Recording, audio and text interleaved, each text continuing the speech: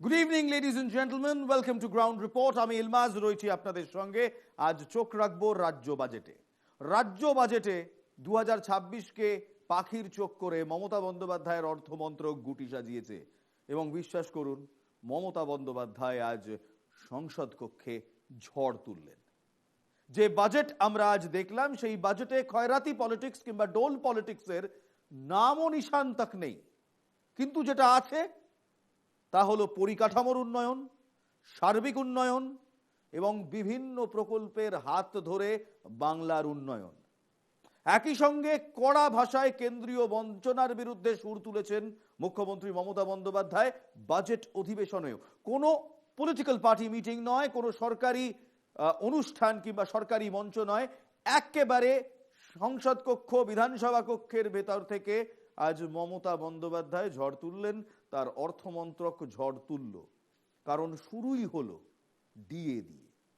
লক্ষ্মীর ভাণ্ডারে টাকা বাড়ানো হলো না, কারণ টাকা বাড়ানো হলে ভারতীয় জনতা পার্টি এবং বাকিরা বলতো খয়রাতি পলিটিক্স কিংবা ডোল পলিটিক্স। সেই ডোল পলিটিক্সকে হাতিয়ার করছেন মমতা বন্দ্যোপাধ্যায়। মমতা বন্দ্যোপাধ্যায় সেই পন্থায় হাঁটলেনই না, সেই পথে গেলেনই না। উল্টে মমতা বন্দ্যোপাধ্যায় লক্ষ্মীর ভাণ্ডারে টাকা না বাড়িয়ে বাজেট অধিবেশনের পর নিজের বক্তব্যে কোন কোন প্রকল্পে কত কোটি লক্ষ মানুষ উপকৃত হচ্ছে তার পরিসংখ্যান দিলেন। শুধু তাই নয়, রাজ্য সরকারি কর্মচারীদের ডিএ আরো 4% বাড়ালেন। ঘাটাল মাস্টার প্ল্যানের মতো এপিক প্রজেক্ট কিংবা এপিক প্রকল্প, যা বছরের পর বছর সরকারের পর সরকার আটকে ছিল, তার 1/3 বরাদ্দ এই বাজেটেই দিয়ে দিলেন। 1500 কোটি টাকা বরাদ্দর কথা ছিল, 500 কোটি এই বাজেটেই বরাদ্দ করলেন। শুধু তাই নয়, লক্ষ্মীর ভাণ্ডারে তিনি হয়তো বরাদ্দ বাড়েননি, আইসিডিএস, আঙ্গনওয়াড়ি এবং নারী এবং শিশু কল্যাণে বরাদ্দ বাড়িয়েছেন। আজ গোটা রাজ্য বাজেটের পুঙ্খানুপুঙ্খ বিশ্লেষণ আমরা করব, একাধিক বক্তব্য দেখাবো, কিন্তু শুরুতেই যে বক্তব্য দেখাবো তা হলো রাজনৈতিক তরজার বক্তব্য। মমতা বন্দ্যোপাধ্যায়ের এই বাজেটের পেছনে সবচেয়ে বড় সাফল্য, যেটা রাজনৈতিক বিশ্লেষকরা বলছেন, তা হলো কোথাও কেন্দ্রীয় বঞ্চনাকে সামনে রেখে বাংলার বাড়ি প্রকল্পে এক গুচ্ছ প্রকল্প ঘোষণা করা, এক গুচ্ছ নতুন পরিবারকে, অর্থাৎ 16 লক্ষ নতুন পরিবারকে এরাও তাই আনা এবং তার জন্য 9600 কোটি টাকা বরাদ্দ করা। কেন্দ্রীয় বঞ্চনা নিয়ে মমতা বন্দ্যোপাধ্যায় ঠিক কি বলেছেন, টেক আ হার্ড লুক। একদিকে কেন্দ্রীয় সরকারের বাজেট, ইলেকশন আসলে ওরা একরকম কথা বলে, কিছু প্রতিশ্রুতি দেয়, কিন্তু ইলেকশনের পরে প্রতিশ্রুতি থাকে না, প্রতিশ্রুতিটা প্রতিচ্যুত হয়ে যায়। কিন্তু আমাদের বাজেটে আমরা সেটা করি না। আমরা যেটা বলি, আমাদের যা ফান্ড পারমিট করে, আমাদের নিজের রাজস্ব থেকে, এখন একটাই ট্যাক্স, জিএসটির ট্যাক্স, সবটাই তুলে নিয়ে যায় কেন্দ্র, কিন্তু আমাদের ভাগ্যে যেটা পাওয়া উচিত সেটা কিন্তু আমাদের দেওয়া হয় না। 100 দিনের কাজ বন্ধ করে দেওয়া হয়েছে, গ্রামীণ রাস্তার কাজ বন্ধ করে দেওয়া হয়েছে, আবাসনের কাজ, যে গ্রামীণ বাড়ি, বন্ধ করে দেওয়া হয়েছে। মমতা বন্দ্যোপাধ্যায় সুর চড়িয়েছেন কেন্দ্রীয় বঞ্চনা নিয়ে। মমতা বন্দ্যোপাধ্যায় একদম সরাসরি বলেছেন যে কেন্দ্রীয় বঞ্চনার পরেও এত প্রকল্পে এত বরাদ্দ সম্ভব হয়েছে রাজ্যের নিজের কোষাগার থেকে, রাজস্ব থেকে। অর্থাৎ রাজ্য অর্থনৈতিকভাবে, সেই নীতি আয়োগের রিপোর্টটা মনে আছে যেখানে বলা হয়েছিল এই রাজ্যে অর্থনৈতিক শৃঙ্খলা নেই, মমতা বন্দ্যোপাধ্যায় ধূলিসাৎ করে দিলেন। গতকাল নির্মলা সীতারামন সংসদে জানিয়ে যেভাবে তৃণমূল কংগ্রেসকে বিদ্ধ করেছিল, আজ এক কথায় এক বাজেট অধিবেশনে মমতা বন্দ্যোপাধ্যায় সব ধূলিসাৎ করে দিলেন। আর এই শুনে ভারতীয় জনতা পার্টির বিধায়করা তারা রীতিমতো ওয়াকআউট করলেন বিধানসভা কক্ষ থেকে। শুধু ওয়াকআউটই করলেন না, চাকরি নেই, চাকরি নেই, চাকরি নেই, চাকরি দিতে হবে, বেকারদের বঞ্চনা হচ্ছে, এই নিয়ে রীতিমতো সুর তুললেন। সুর তোলার পর এই বাজেট নিয়ে শুভেন্দু অধিকারী কি বললেন দেখুন।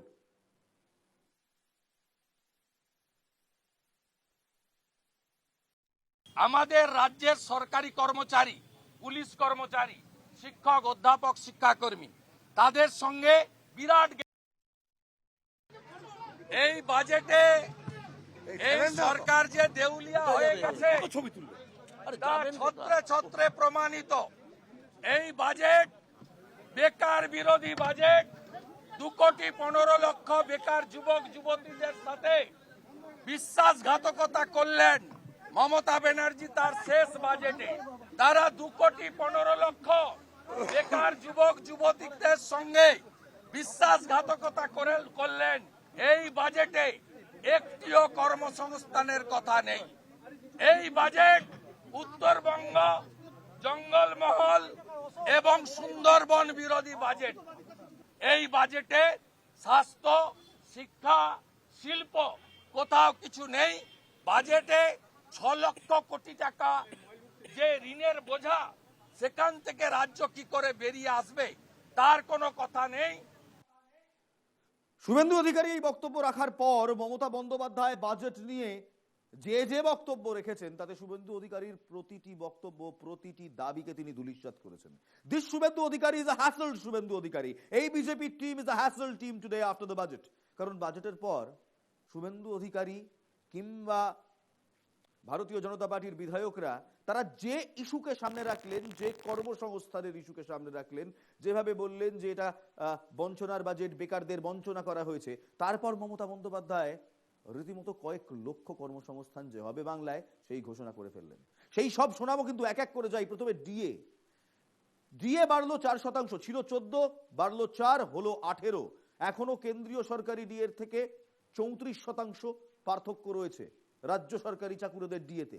কিন্তু মমতা বন্দ্যোপাধ্যায় ডিএ নিয়ে কি বললেন শোনাবো। তার আগে শুভেন্দু অধিকারী বাজেট অধিবেশনের পর ডিএ নিয়ে কি বললেন শুনুন। আমাদের রাজ্যের সরকারি কর্মচারী, পুলিশ কর্মচারী, শিক্ষক, অধ্যাপক, শিক্ষাকর্মী তাদের সঙ্গে বিরাট গ্যাপ। 35-36% গ্যাপ ছিল। মাত্র 4% দিয়েছে, যে 4% জানুয়ারি মাসে কেন্দ্র বৃদ্ধি করেছে। 15 সালে পে কমিশন হয়েছিল, নতুন পে কমিশনের প্রস্তাব নেই এবং এখনো কেন্দ্রীয় সরকারের সঙ্গে প্রায় 31-32% ডিফারেন্স হয়ে আছে কর্মচারীদের। সেই কর্মচারীদেরকে তারা আজকে কার্যত কর্মচারীদের সঙ্গে এই দুর্মূল্যের বাজারে প্রতারণা, বিশ্বাসঘাতকতা করেছে। শুভেন্দু অধিকারী যখন রাজ্য সরকারি কর্মচারীদের সঙ্গে প্রতারণা হয়েছে, তাদের সঙ্গে দুর্ব্যবহার হয়েছে এই বক্তব্য রাখছেন, তখনই কিন্তু মমতা বন্দ্যোপাধ্যায় তিনি রীতিমতো সাংবাদিকদের সামনে এসে বলছেন যে হ্যাঁ, একটি 34% সমস্যা রয়েছে হয়তো, কিন্তু 6th পে কমিশন, সেই 6th পে কমিশন রাজ্য সরকারি কর্মচারীদের অনেকটাই ঘাটতি পূরণ করছে। 6th পে কমিশন নিয়ে কিংবা শুভেন্দুর এই ডিএ বক্তব্যের পাল্টা মমতা বন্দ্যোপাধ্যায় কি বললেন জানেন? সুচারু সুপটু রাজনৈতিক চাল। দেখুন,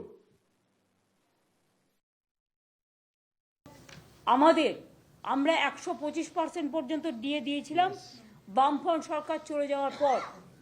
তারপরে আমরা মার্চ করে দিয়েছি এখন বেসিক পেটা 6th পে কমিশনের রেকমেন্ডেশন অনুযায়ী।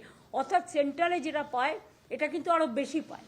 তার কারণ হচ্ছে পে কমিশন প্লাস ডিএ দুটো পায়। এইটাও আমরা নতুন করে 2024 সাল থেকে, এটা 2025-এর সবে ফেব্রুয়ারি মাস, আমরা এর মধ্যে 14% ডিএ দিয়ে দিয়েছি এবং আজকে আরো 4% দিয়ে দেওয়া হলো।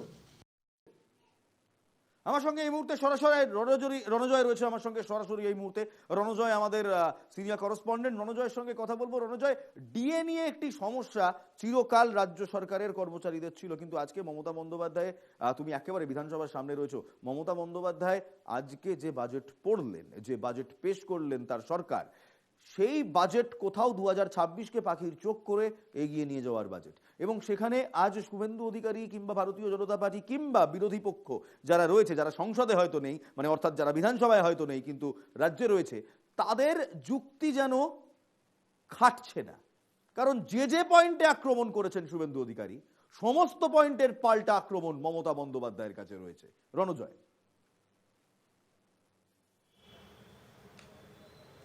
হ্যাঁ, একদম। এবারের যে বাজেট ছিল পূর্ণাঙ্গ বাজেট ইলমাস, এবং তুমি জানো যে তুমি যে ডিএর প্রসঙ্গ বললে যে আমরা এনকেটিভি বাংলার দর্শকদের সকালবেলা থেকে আমরা দেখিয়েছি যে একদম 4%-এর মতো ডিএ ঘোষণা হতে পারে, এবং আমাদের যে আগাম তথ্য ছিল, আগাম খবর ছিল, সূত্রের খবর অনুযায়ী নবান্ন থেকে, সেটাই ঘোষণা করলেন অর্থ প্রতিমন্ত্রী চন্দ্রিমা ভট্টাচার্য।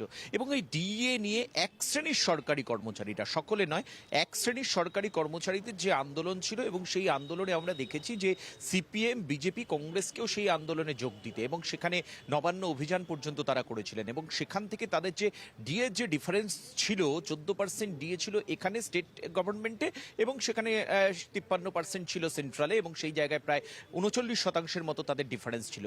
14%-এর সঙ্গে এই বাজেটেই কিন্তু 4% ডিএ ঘোষণা করা হলো রাজ্য বাজেটে, এবং সেখানে 18% ডিএ হলো। এবং এখান থেকে মমতা বন্দ্যোপাধ্যায় খুব স্পেসিফিক্যালি কয়েকটি বিষয় খুব কৌশলী বার্তা দিয়েছেন।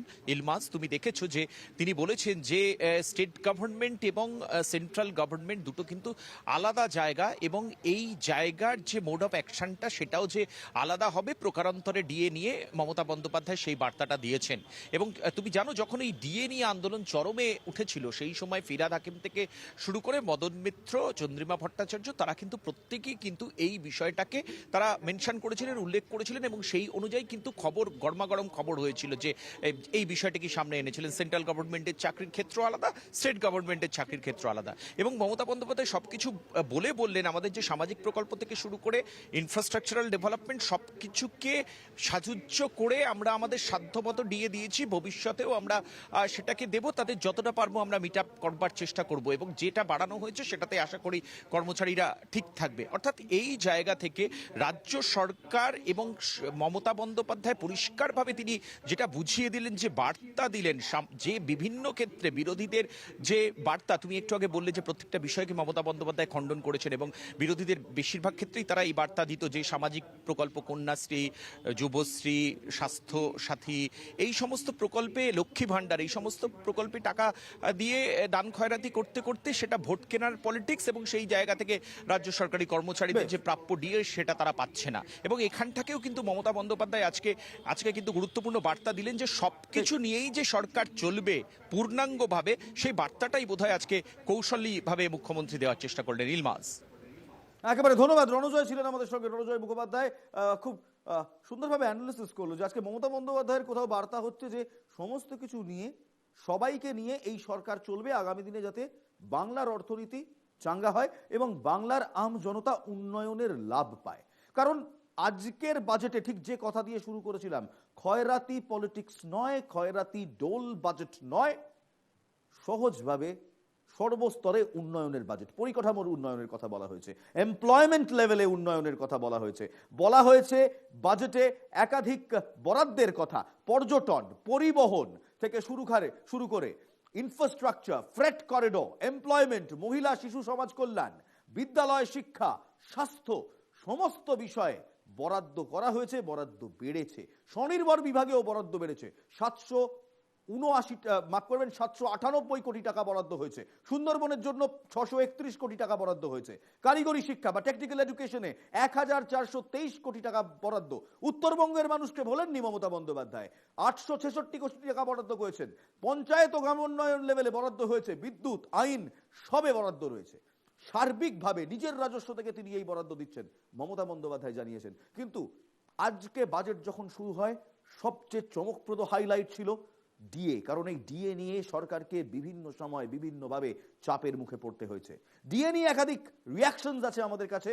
যারা ডিএ নিয়ে এত বছর আন্দোলন করছিলেন তাদের রিয়াকশনস আছে, আম জনতার রিয়াকশনস আছে, টিচার্স অ্যাসোসিয়েশনের রিয়াকশনস আছে, এবং পলিটিক্যাল নেতৃত্বের রিয়াকশনস আছে। তারা কি বলছেন, আম জনতা, বিভিন্ন সংগঠন যারা ডিএ নিয়ে আন্দোলন করেছিলেন, তাদের বক্তব্য শোনাবো।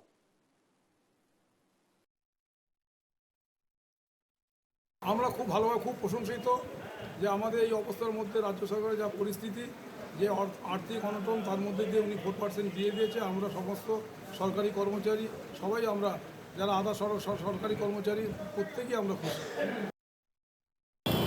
39% ডিএ বাকি ছিল, এবং তার থেকে 4% যদি বাদ দেওয়া যায় তাহলে এখনও 35% ডিএ বাকি থেকে গেল কেন্দ্রের তুলনায়।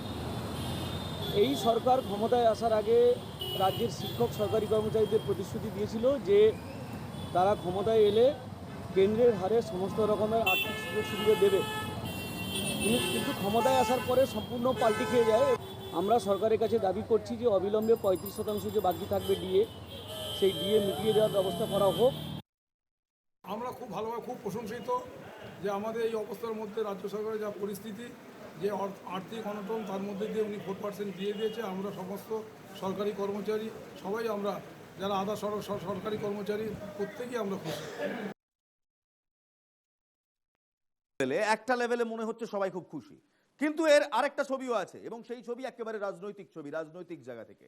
সুজন বাবুর সাথে কথা বলেছিলাম, বামেদের কংগ্রেসের সঙ্গে কথা বলেছিলাম, এবং ভাস্কর বাবু যিনি এই সরকারি কর্মচারীদের যে যৌথ মঞ্চ, ডিএ বাড়ানোর দাবিতে যে যৌথ মঞ্চ, তার সঙ্গেও আমরা কথা বলেছিলাম টেলিফোন লাইনে। তাদের বক্তব্য এদের থেকে একেবারে আলাদা। যারা কর্মচারী রয়েছেন, কেএমসির কর্মচারী রয়েছেন, টিচার্স ইউনিয়নের কর্মচারী রয়েছেন, তারা বলছেন যতটা হয়েছে আমরা আশাবাদী, আমরা খুশি, হয়তো আগামী দিনে আরো হবে। কিন্তু রাজনৈতিক যারা নেতারা রয়েছেন তারা এখান থেকে ফায়দা আনার চেষ্টা করছেন। এক ধাপে 39% ডিএর গ্যাপ মেটানো সম্ভব নয়, এটা যে কোনো লেম্যান জানে। রাজ্য আরো 4% বাড়িয়ে কোথাও গ্যাপটা কমিয়ে আনলো, কিন্তু গ্যাপটা মেটেনি। তার সুযোগ নিচ্ছেন রাজনৈতিক নেতারা। শুনুন রাজনৈতিক বক্তব্য ডিএ বাড়া নিয়ে। 4% ডিএ দিয়েছে লাভ দেখে এভাবেও তো দেখা যেতে পারে যে 39% আমরা পিছিয়ে আছি, এখন 35% পিছিয়ে থাকলাম। 4% পেয়েছি নাকি 39% পিছিয়ে ছিল, যেটা সেটা 35% পিছিয়ে আছে। ফলে পারপাসফুলি যেভাবে মানুষের জন্য গ্রামীণ অর্থনীতিকে গড়ে তোলার দরকার হয়, সেরকমের কোনো প্রকল্প এখনো পর্যন্ত এই বাজেটে কিন্তু ঘোষণা হয়নি। দেখুন, প্রথম কথা, ডিএ বৃদ্ধি আরো বেশি হওয়া দরকার ছিল।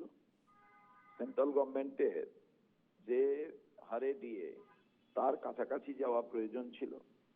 দীর্ঘদিন ধরে ডিএর জন্য কর্মচারীরা আন্দোলন করছেন।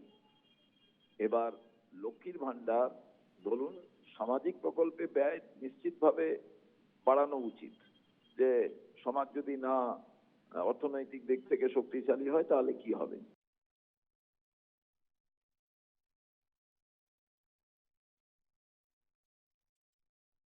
শতাংশ, এখনো প্রায় 35% তফাৎ রয়েছে, এবং তা নিয়ে রাজনৈতিক তরজাও রীতিমতো তুঙ্গে এই মুহূর্তে। কারণ রাজনৈতিক নেতারা তারা কোথাও এই তফাৎটাকেই হাতিয়ার করছে। যদিও আপনাদের আমরা কলকাতা মিউনিসিপ্যাল কর্পোরেশনের যারা কর্মচারী ইউনিয়ন রয়েছেন তাদের কথা শোনালাম, রাজ্য টিচার্স অ্যাসোসিয়েশনের কথা শোনালাম, সরকারি টিচার্স যারা, তারা কিন্তু এই 4% ডিএ বাড়াতে অনেকটা খুশি। ইন্দ্রনীলের সঙ্গে কথা বলবো। আমার আরেক সহকর্মী ইন্দ্রনীল এই মুহূর্তে সরাসরি ডিএ মঞ্চে রয়েছে, যেখানে লাগাতার বহু বছর ধরে, প্রায় 3 বছর ধরে এখন ডিএ বৃদ্ধির জন্য ধর্ণা চলছে। আমি একবার ইন্দ্রনীলকে স্ক্রিনে আনতে বলবো, ইন্দ্রনীলের সঙ্গে সরাসরি কথা বলতে চাই। ইন্দ্রনীল, তোমার সঙ্গে ডিএ মঞ্চের আহ্বায়করা রয়েছে, যারা ডিএ মঞ্চকে এতদিন ধরে ওখানে একটু একটু করে তিলে তিলে বড় করে তুললো, যারা তাদের দাবি এতদিন ধরে সামনে এসেছে, তারা রয়েছে। ছিল 39, হলো 34, 4% ডিএ গ্যাপ কমলো, আগামী দিনে হয়তো আরো কমবে। তারা খুশি কি? কারণ কেএমসির যারা রয়েছেন কিংবা বাকি যারা রাজ্য সরকারি ইউনিয়নের মানুষ রয়েছেন, কর্মচারীরা রয়েছেন, তারা কিন্তু খুশি। রাজনৈতিক নেতারা রাজনৈতিক ফায়দা তুলছেন। ভাস্কর বাবুরাও কি রাজনৈতিক পথে হাঁটবেন, নাকি এটাকে দেখে সাধুবাদ জানাবেন?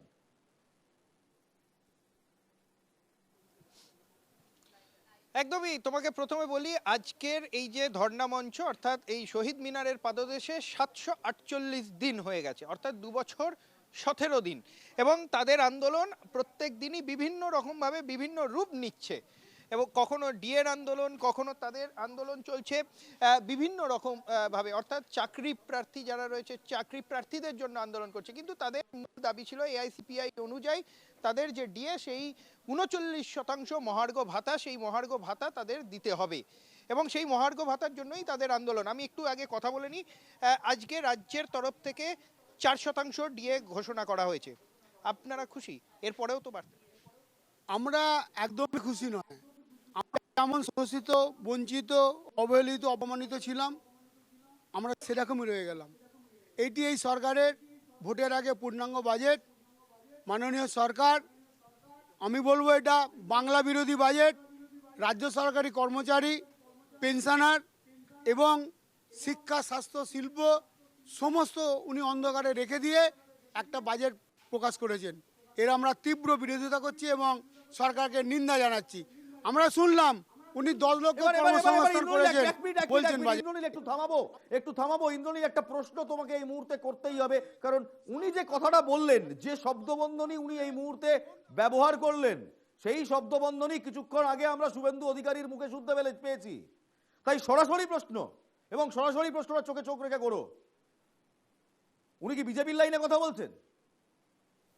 বিজেপি প্রমোট করছে? একদমই। আপনারা কি একদম রাজ্যের বিরোধী দল তারাও কিন্তু এই কথাটাই বলছে, তাহলে কি আপনারা রাজনৈতিকভাবে তাদেরকে? দেখুন, আমাদের এই সংগ্রামী যৌথ মঞ্চ, আমাদের কোনো রাজনৈতিক রং নেই। আমরা ব্যক্তিগতভাবে যে যা রাজনীতি করি না কেন, সংগ্রামী যৌথ মঞ্চ সম্পূর্ণ নিরপেক্ষ। আমরা কোনো রাজনৈতিক দল দ্বারা পরিচালিত হই না। আমরা মেরুদণ্ড সোজা রেখে শাসকের চোখে কথাটা বললেন, এটা বাংলা বিরোধী বাজেট, এটা শিল্প বিরোধী বাজেট। শিল্পর ক্ষেত্রে তো অনেক কিছু ঘোষণা করা হলো ইন্দ্রনীল, বাংলার জন্য তো অনেক কিছু ঘোষণা করা হলো। ডোল পলিটিক্স না করে বাংলার জন্য অনেক কিছু দেওয়া হলো। প্রশ্নটা করো, যদি সত্যি এই প্রশ্নটা সরাসরি করো ইন্দ্রনীল, যে যদি সত্যি ওনাদের পার্সোনাল রাজনীতি না প্রভাব ফেলে, তাহলে দেউ চাপাচাবি থেকে শুরু করে, নারী কল্যাণ থেকে শুরু করে, ফ্রেট করিডোর থেকে শুরু করে, ল্যান্ড ব্যাংক থেকে শুরু করে একাধিক যে বরাদ্দের ঘোষণা হলো, সেগুলো দেখার পরেও কি তাদের মনে হচ্ছে না যে 4% ডিএ বেড়েছে বলে গোটা বাজেটটা বাংলা বিরোধী হয়ে গেল কিভাবে? কিংবা কর্মসংস্থানের কথা বারবার বলার পরেও এই মুখ্যমন্ত্রী আজকে দাঁড়িয়ে প্রায় কয়েক লক্ষ কর্মসংস্থানের কথা বলার পরেও তারা কিভাবে বলছে এটা বঞ্চনার বাজেট? কেন বলছে? এর পেছনে কি রাজনৈতিক উস্কানি রয়েছে? একদমই। আমি এই নিয়ে একটুখানি কথা বলবো, যে আজকে দেউচাপাচামির কথা বলা হয়েছে, আজকে নারী কল্যাণের কথা বলা হয়েছে, সব কিছুতেই বরাদ্দ, কিন্তু আপনাদের 4% ডিএ বাড়ানো হয়েছে, কিন্তু রাজনৈতিক কথাই আপনারা বলছেন। না, কোনো রাজনৈতিক কথা নয় তো। 39% আমাদের বকেয়া মহার্ঘ ভাতা আমরা পাচ্ছি না। এখন আজকে আমাদেরকে 4% দেওয়া হলো, তার মানে আমরা ললিপপ আমাদেরকে হাতে থামিয়ে দেওয়া হয়েছে। প্রশ্ন ওই জায়গাটায় আমরা 39% দিয়ে কেন পাচ্ছি না, এই প্রশ্নটা আমরা বর্তমান সরকারকে জিজ্ঞেস করছি। এখানে কোনো রাজনীতির বিষয় নেই। যারা সংগ্রামী যৌথ মঞ্চের নেতৃত্বে এখানে আমরা আন্দোলন করছি, এটা শুধু নিজের অধিকারের জন্য লড়াই করছি না, এটা আগামী প্রজন্মের জন্যই লড়াই করছি। কিন্তু আপনাদের তরফ থেকেই বলা হচ্ছে যে আমাদের যে কোনো রাজনৈতিক মতাদর্শ থাকতেই পারে, কিন্তু সেখানে দাঁড়িয়ে আপনারা এক ছাতা। দেখুন, আমার একটাই প্রশ্ন হচ্ছে, রাম দাম এইসব কোনো রং কিন্তু সংগ্রামী যৌথ মঞ্চকে যতই চেষ্টা করা যাক যে আমাদেরকে রঙিয়ে দেওয়া হোক, কিন্তু আমাদের কোনো রং নেই। আমাদের একটাই রং, সেটা হচ্ছে সংগ্রামী যৌথ মঞ্চের একটাই রং, সেটা হচ্ছে লড়াই করার একটা মানসিকতা রয়েছে। সংগ্রামী যৌথ মঞ্চে যতজন আমরা রয়েছি, সেই মেরুদণ্ড সোজা রেখেই আমরা লড়াইটা কিন্তু চালিয়ে যাচ্ছি। প্রশ্ন ওই জায়গাটায় আছে, আমরা শুনেছিলাম যে একটা প্রশ্ন পশ্চিমবাংলায় ইন্দ্রনীল এই মুহূর্তে এই ভদ্রলোককে করো, ইন্দ্রনীল একটা প্রশ্ন করো এই মুহূর্তে এই ভদ্রলোককে, যে 34% যে ডিএর পার্থক্য, সেটা কি উনি মনে করেন কোন রাজ্যের সরকারের পক্ষে একবারে 34% ডিএ বাড়িয়ে সেই গ্যাপ পূরণ করা সম্ভব? এই মুহূর্তে দাঁড়িয়ে দেশের যে কোনো সরকার, যে কোনো রাজ্যের সরকার, তারা কি এই 34%র গ্যাপ একবারে পূরণ করতে পারবে? ওনারা কি মনে করেন একটু শুনতে চাইব। একদমই। আরো একটা প্রশ্ন জানতে চাইবো, যে দেশের কোনো সরকারের পক্ষেই কি সম্ভব হবে একেবারে এই যে গ্যাপটা, অর্থাৎ কেন্দ্রের সঙ্গে রাজ্যের যে গ্যাপ 34 থেকে 35%, সেটা একেবারে সম্ভব দিয়ে দেওয়া? এটা একেবারে সম্ভব নয়। আমি বলছি তো, আপনার যদি সদিচ্ছার অভাব না থাকতো, একেবারে কেন, আপনি কিন্তু দিয়ে দিতে পারতেন, আস্তে আস্তে করে দিয়ে দিতে পারতেন। আমার প্রশ্ন হচ্ছে, কেন্দ্র কি কোনো ডিএ বাবদ কোনো টাকা বাকি রেখেছে? যদি বাকি রেখে থাকেন, শ্বেতপত্র প্রকাশ করে আপনি দেখান যে কেন্দ্র কিন্তু ডিএ বাবদ কোনো টাকা বাকি রেখেছে। আর যদি না করতে পারছেন, এটা আপনার জন্য লজ্জার বিষয়। অন্যান্য রাজ্য কিন্তু তাদের সরকারি কর্মচারীদের পুরো আপ টু ডেট দিয়ে দিতে পারছেন না, আপনি দিতে পারছেন না, এটা আপনার ব্যর্থতা। আমি মনে করিয়ে দিতে চাই বর্তমান সরকারকে, যখন বিরোধী দলনেত্রী ছিলেন, উনি এক সভায় 2009 সালে বলেছিলেন যে সরকার তাদের কর্মচারীদের মহার্ঘ ভাতা দিতে পারে না, সেই সরকার কি ও কোন অধিকারে ক্ষমতায় থাকছেন? তো আমরাও এই প্রশ্নটা জিজ্ঞেস করছি, আজকে রাজ্য সরকারি কর্মচারীদের আমাদেরকে আপনি বঞ্চিত রেখে।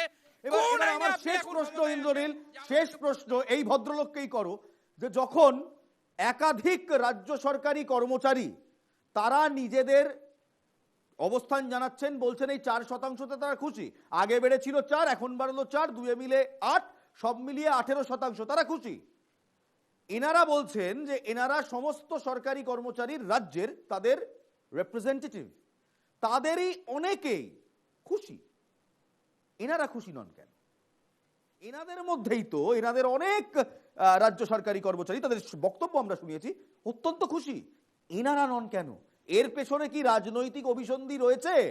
এর পেছনে কি কোনো দলের কোনো মদত রয়েছে? এই যে মঞ্চ বাঁধা হলো, এই যে মঞ্চ চলছে, এই যে ব্যানার আসছে, সেগুলোর পেছনেও কি রাজনৈতিক হস্তক্ষেপ রয়েছে? ওনাদের বিরোধিতাটা কি রাজনৈতিক নাকি মানবিক? প্রশ্ন। একদম, আমি এই প্রশ্ন নিয়ে আরো একবার সরাসরি যাব।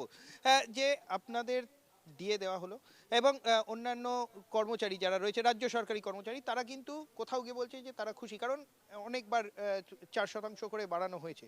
কিন্তু সেই জায়গায় দাঁড়িয়ে আপনারা কি খুশি নন? হয়তো যারা বলছেন যে আমরা খুশি আছি, হয়তো কোথাও থেকে ওনারা কাটমানি পাচ্ছেন। কারণ আমরা এখানে কথা বলছি 39%, আমরা 4% কথা বলছি না। আমি একটা প্রশ্ন সরাসরি সরকারকে জিজ্ঞেস করতে চাই, যদি আপনার সদিচ্ছা অভাব না থাকতো তো আজকে কেন আপনি এখানে আমাদেরকে বসিয়ে রেখেছেন? যদি আপনার সদিচ্ছা থাকতো, এই যে বেকার ছেলে মেয়েদেরকে আপনি রাস্তায় বসিয়ে দিয়েছেন, তাদের চাকরিগুলো কোথায় চুরি হয়ে গেছে? আপনি কথা বলেন যে উন্নয়ন হয়েছে পশ্চিমবাংলা, উন্নয়ন হয়েছে? এই ধর্মতলা কিন্তু ধর্ণাতলাতে পরিণত হয়েছে। আজকে চারিদিকে ধর্নায় সবাই বসে আছেন। এই যে কর্মচারীরা যারা বলছেন যে আমরা খুশি আছি 4% দিয়েতে, হয়তো কোথাও থেকে কাটমানি পাচ্ছেন। আসল বিষয় হচ্ছে বর্তমান সরকার একটা কালচার তৈরি করে দিয়েছে, যেখানে কাটমানি কাটমানি কাটমানি, যেখানে যেখানে সরকার যাবে সেখানে একটাই শব্দ শোনা যাবে, কাটমানি কাটমানি কাটমানি। কিন্তু আমরাও জানিয়ে রাখি 39 মানে 39ই চাই। তাহলে ওনার কথার যুক্তি ধরে যারা খুশি নন তারা বিরোধী রাজনীতি দ্বারা চালিত হচ্ছেন কি? ওনার কথায় ইন্দ্রনীল আরো একবার, ওনার কথায় যারা খুশি হচ্ছেন তারা কাটমানি পাচ্ছেন, তারা সরকারপন্থী। তাহলে যারা খুশি হচ্ছেন না তারা কি তাহলে বিরোধীপন্থী? এই মঞ্চ কি বিরোধীপন্থী? প্রশ্ন। একদম একদম, আমি আরো একটুখানি জানার চেষ্টা করবো। একটু অন্য একজন রয়েছেন, উনিও বলছেন যে আপনারা খুশি নন বলছেন, এক পক্ষ বলছে যে তারা খুশি, আপনারা কাটমানির কথা বলছেন, আপনারা খুশি নন কেন? তাহলে আপনারা কি বিরোধী পক্ষ, মানে বিরোধীদের গাইডলাইনে? প্রথম কথা হচ্ছে খুশি অখুশি প্রশ্নটা নয়, প্রশ্নটা হচ্ছে আমাদের দীর্ঘদিনের একটা অধিকার ছিল, সেই অধিকারটাকে হরণ করেছে, বঞ্চনা করেছে। অথচ যারা এই মেধা বা ভিত্তিতে শিক্ষকতা বা চাকরি করতে আসেনি, তাদের বিধায়কদের মাইনে 10-12 হাজার থেকে বাইরে 40 থেকে 50 হাজার করে, 4 গুণ 5 গুণ করে বাড়াচ্ছে। আর এখানে 500 থেকে 1000 টাকা 1200 টাকা করে বাড়ছে। তারপরেও যদি খুশি হয়, কারা খুশি? এটা সাধারণ যারা মেধার ভিত্তিতে চাকরি করতে এসছে বা সরকারি কর্মচারী যারা মেহনত দিয়ে বা অধ্যবসায় দিয়ে সরকারি চাকরিটা করছে, তারা কোনোদিন খুশি হতে পারে না, কারণ তারা উৎকোচে বিশ্বাস করে না। যারা উৎকোচে বিশ্বাস করে তারাই খুশি। ইন্দ্রনীল ছিল সরাসরি ধর্ণা মঞ্চ থেকে। ধন্যবাদ ইন্দ্রনীল, তুমি you've tried to give us a clear picture. তুমি একটা ক্লিয়ার পিকচার দেওয়ার চেষ্টা করেছো। ক্লিয়ার পিকচারটা, ladies and gentleman, is very simple. কিছু লোক রাজনীতি করছে, কিছু লোক সরকার চালাচ্ছে, কিছু লোক আমার আপনার মতো আমজনতা যারা সাইড লাইনে বসে সবটাই দেখছে। যারা রাজনীতি করছে তারা নিজেরাই স্বীকার করছে যে কোন সরকার একবারে 34% কিংবা 35% ডিএ বাড়িয়ে এই গ্যাপ পূরণ করতে পারে না। 4 + 4 = 8। 8% ডিএ বেড়েছিল, ছিল 10, হয়েছে 18, এখনো 34% গ্যাপ আছে। মুখ্যমন্ত্রী বলছেন 6 পে কমিশন আছে, সেই 6 পে কমিশন প্লাস ডিএ সমস্ত কিছুর ব্যাপারে দেখা হচ্ছে, আস্তে আস্তে বাড়ানো হবে। একদল বলছেন তারা খুশি, আর এক দল বিরোধিতা করছেন একেবারে বিরোধীদের লাইনে হেঁটে। এবং শুধু তাই নয়, এই দল যারা বিরোধিতা করছেন তাদেরকে যদি প্রশ্ন করা হয় যে যারা খুশি তারাও তো সরকারি কর্মচারী, তারা কেন খুশি হচ্ছেন, তখন বলছেন যারা খুশি হচ্ছেন তারা কাটমানি খাচ্ছেন, বকলমে বলছেন তারা শাসক দলের লোক। তাহলে আমাদের প্রশ্ন, যারা খুশি হচ্ছেন তারা যদি শাসক দলের লোক হন, যারা খুশি হচ্ছেন না তাদের মধ্যে আমজনতা কিছু সংখ্যক আছে, তারা ধর্নায় বসছেন না, কিন্তু যারা ধর্নায় বসছেন তারা কি তাহলে বিরোধী পক্ষের লোক? এ এক অদ্ভুত রাজনীতি, যেখানে কর্মসংস্থান, যেখানে শিক্ষা, স্বাস্থ্য, সেগুলো ছাপিয়ে 4% ডিএ বাড়ার পরও সরকারি কর্মচারীরা বলছে আমাদের সাথে বঞ্চনা হচ্ছে, আর আমরা যারা প্রাইভেটে কাজ করি, আমাদের প্রজন্মের ছেলেমেয়েরা যারা প্রাইভেটে কাজ করে, আমরা জানি 1% ইনক্রিমেন্টের জন্য ঠিক কতটা খাটতে হয়।